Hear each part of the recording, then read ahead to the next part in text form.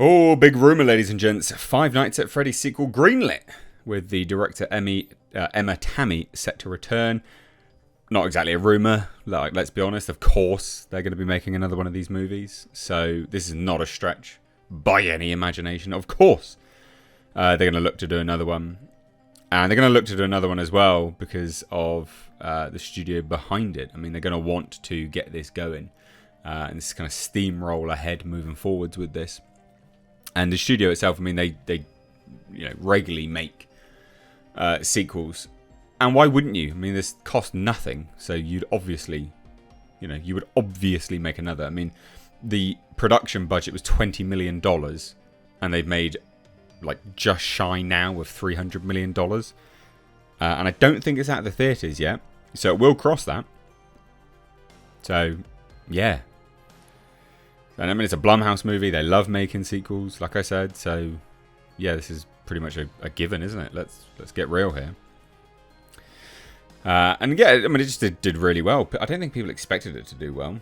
So, Emma Tammy, yep, she's pretty much new, but she's going to be, as per the rumor, coming back. And you probably would want to stick with someone that you'd worked with before had done well.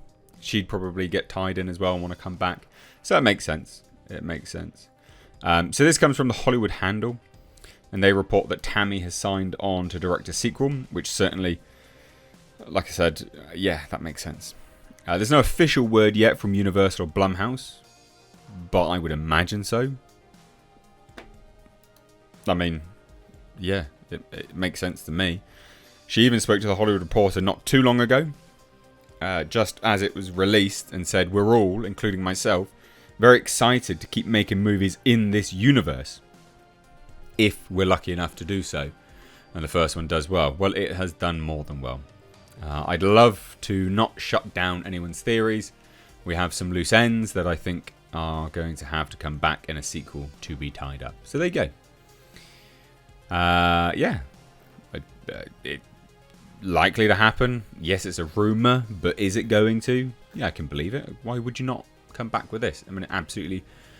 The success of this film was absolutely brilliant.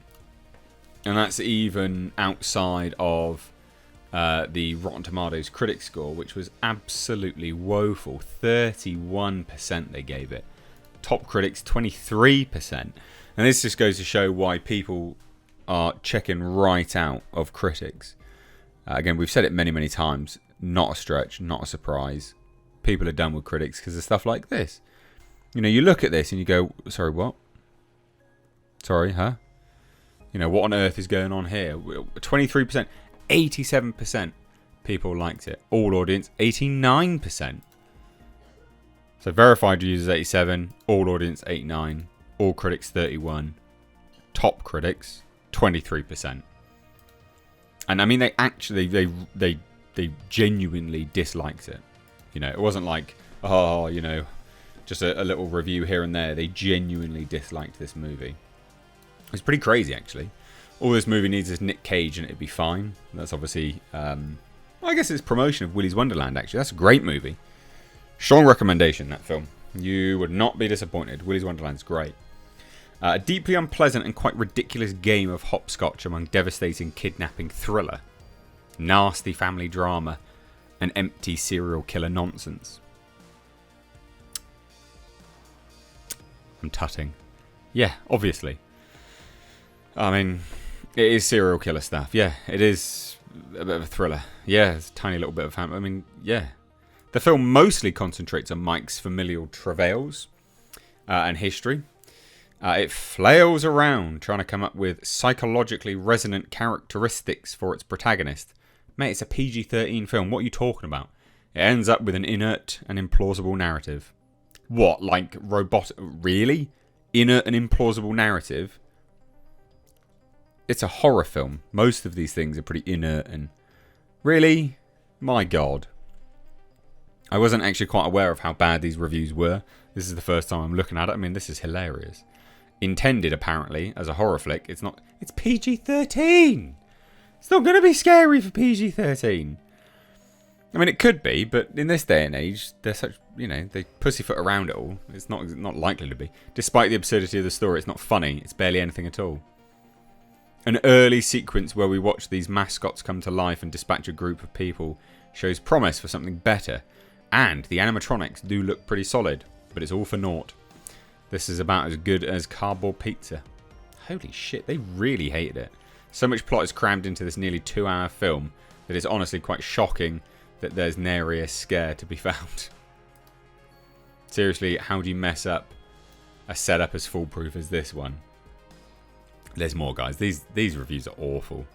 One of the most forgettable, half-assed horror movies of the past few years, Five Nights at Freddy's, isn't just an ambitious failure. It's a film that treads the water of familiar cliches for an hour and a half and then fizzles out. They really hated this film. But it's getting a sequel. The film struggles to balance its disparate tones and subject matter, fun animatronics for child murder, while barely containing enough scares and violence to act as a gateway horror flick for preteens. At least Matthew Lillard is having fun. Someone got it. The problem could hinge on the film's rating, and R might have opened the door to more malevolence. PG-13 simply makes the lights flicker. At least someone else got it. That it's quite literally the rating that does it. What are you expecting from a PG-13 film, for goodness sake? Five Nights at Freddy's offers some thrills and manages to bring the animatronics to life, but unfortunately the same can't be said for its human characters. My God. They really hated this. Maybe the fans are satiated by reams of lore, but we wanted blood. But you do need to please the fans, dickhead. These people are insane. It delivers creepy animatronics and excellent visual effects. Unfortunately, almost everything else falls flat. I think that's really all people cared about that, to be fair. I wish Five Nights at Freddy's was wackier, bloodier, and actually scary. Mate, it's a PG-13. A movie made for gamers and not the general audience. You mean a movie made for fans? Ugh. So funny. People really like this as well. I mean, like I said, $20 million budget. $20 million budget. And nearly $300 million worldwide. That is something, guys. That is quite something. So there you go. Would you be keen for a sequel or not? Yes, it's a rumour at this point, but is it going to happen? Yeah, probably. Because why would it not happen at this stage? So let me know what you think down below. Love to hear your thoughts. Drop it all down below. Give the video a like and a share. Cheers, guys. Take care. Bye-bye now.